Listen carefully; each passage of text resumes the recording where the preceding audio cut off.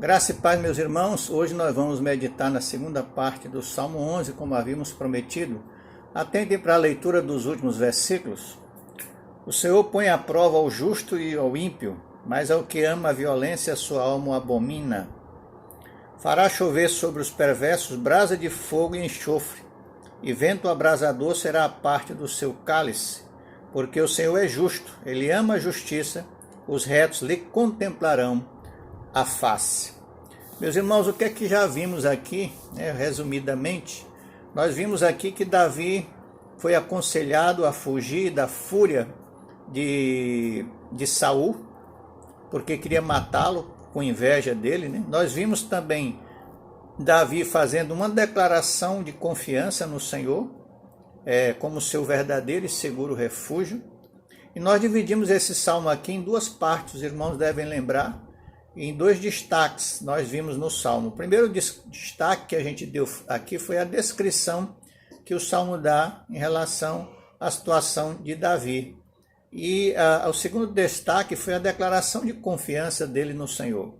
Nós dividimos então essa declaração de confiança em três partes. Nós já vimos as duas primeiras, que a primeira declaração dele é que tendo o Senhor como seu refúgio, e a segunda era a confiança dele de que o Senhor está no controle de todas as coisas e haveria de favorecer os de coração reto.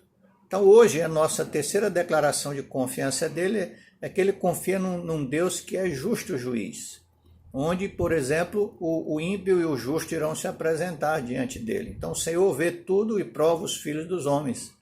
Ele não apenas vê, ele os conhece em tudo, né? E certamente o Senhor sabe de todas as coisas, o que eles pensam, o que eles pretendem. Então o Senhor, justo juiz, vê e conhece todas as coisas. Então o salmista ele fica aqui confortável, sabendo que o julgamento de Deus para com os homens será de acordo com a verdade. Disso ele tinha certeza, e nisso o salmista descansava. Então do céu o Senhor via tudo o que acontecia e podia testar as obras dos homens ou dos seres humanos. Então mesmo as ações feitas, as ocultas, eram públicas aos seus olhos. Então tudo que se fazia, o Senhor via, sendo justos ou injustos. Então estava diante da vista julgadora do Senhor. E Paulo, por exemplo, em 1 Coríntios 10, ele nos lembra isso, porque importa que todos nós compareçamos perante o tribunal de Cristo, para que cada um receba segundo o bem ou o mal que tiver feito por meio do corpo. Então o salmista sabia aqui que Deus não tomaria por inocente o ímpio, ou seja, aquele malfeitor. Isso também é para ele, certamente e sem sombra de dúvida, motivo de confiança e motivo também para descansar em Deus. Então o Senhor, como justo juiz, ele põe à prova aqui, como está no verso 5, o justo e o ímpio. Então, em primeiro lugar, como justo que era, o Senhor pune o ímpio. Diz o texto: ao que ama a violência, a sua alma o abomina, fará chover sobre os perversos brasa de fogo e enxofre, e vento abrasador será a parte do seu cálice. Então o Senhor odeia o homem violento, que pode ser, sem sombra de dúvida, aqui está sendo uma referência àqueles que estavam perseguindo a Davi. Era esse perfil deles. Então, para os incrédulos, o fogo virá como exterminador do mal. Brasas ardentes e enxofres incandescentes nos lembram aqui o que aconteceu em Sodoma e Gomorra, como diz lá em Gênesis 19. Então fez o Senhor chover enxofre e fogo da parte do Senhor sobre Sodoma e Gomorra. Então, um destino semelhante aguarda os perversos. E aqui o salmista lembra que o Senhor é um Deus santo e por isso ele odeia aquele que ama a violência. Então, aquele que não odeia nada do que fez, ainda odeia aquele que faz mal a si próprio, como está em Provérbios: mas o que peca contra mim violenta a própria alma. Todos os que me aborrecem amam a morte. Então, também ele lembra aqui que o Senhor é um juiz justo. Então, ele certamente há de castigá-los. Então a sua punição será inevitável. Então ele lembra aqui que os ímpios, o Senhor fará chover brasa e fogo e enxofre sobre os ímpios. Então isso será inevitável, virá sem sombra de dúvida. E outra coisa, o Senhor pune também. Essa punição será uma punição terrível.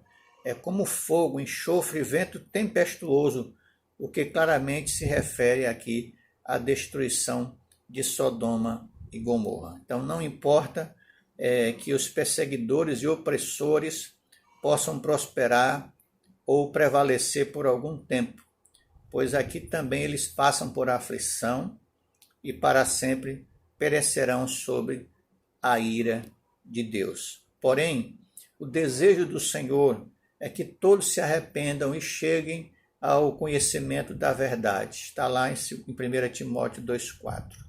E por isso Jesus Cristo orienta a nós, os justos, em Cristo, a amarmos os inimigos e orarmos pelos que nos perseguem. Então, o Senhor, ainda como justo juiz, ele justifica e abençoa o justo. Ele pune o ímpio, mas justifica e abençoa o justo, porque o Senhor é justo, ele ama a justiça, os retos lhe contemplarão a face. Versículo 7.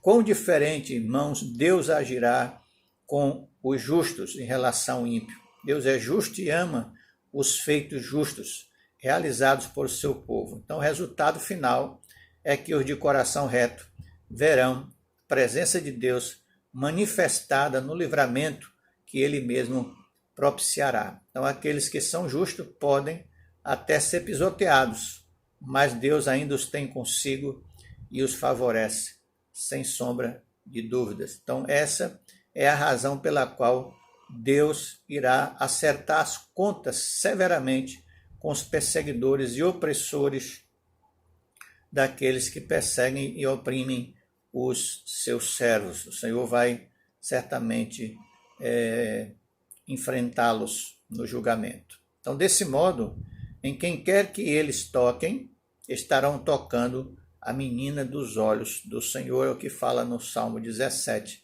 o versículo 8. Então, ele é um Deus justo e, por isso, ele ama a retidão, onde quer que ela se encontre, e ele vai advogar a causa dos íntegros que são, então, feridos e oprimidos. Ele tem prazer em executar o julgamento para favorecer os retos de coração. Então essa era, sem sombra de dúvidas, a esperança do salmista. Ele confiava num juiz justo. Então nós devemos aqui, irmãos, amar a integridade, assim como o Senhor, que pode manter-nos sempre envolvidos em seu amor, e ele olha graciosamente para os retos, e o seu rosto está sempre voltado para eles. Aqui na nossa conclusão, irmãos, eu quero fazer duas aplicações. Ao cantar esse salmo, ou lermos e meditarmos nele, nós devemos nos encorajar e nos comprometer a ter confiança no Senhor em todos os momentos. Nós devemos depender dele para proteger a nossa inocência conquistada em Cristo Jesus e nos tornar também felizes com isso. Então nós devemos ter muito medo, sim, da desaprovação do Senhor, como se fosse algo pior do que a morte, mas também desejar o seu favor, como se fosse melhor do que a vida. Nossa segunda aplicação aqui, irmãos, se o Senhor por um momento afligir os justos, é para a sua provação e, consequentemente, para o seu bem. Deuteronômio 8,16, que no deserto te sustentou com maná, que teus pais não conheciam, para te humilhar e para te provar, e afinal te fazer bem.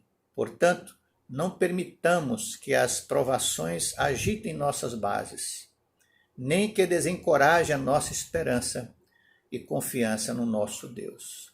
Que o Senhor aplique essa mensagem ao nosso coração, em nome de Jesus. Amém.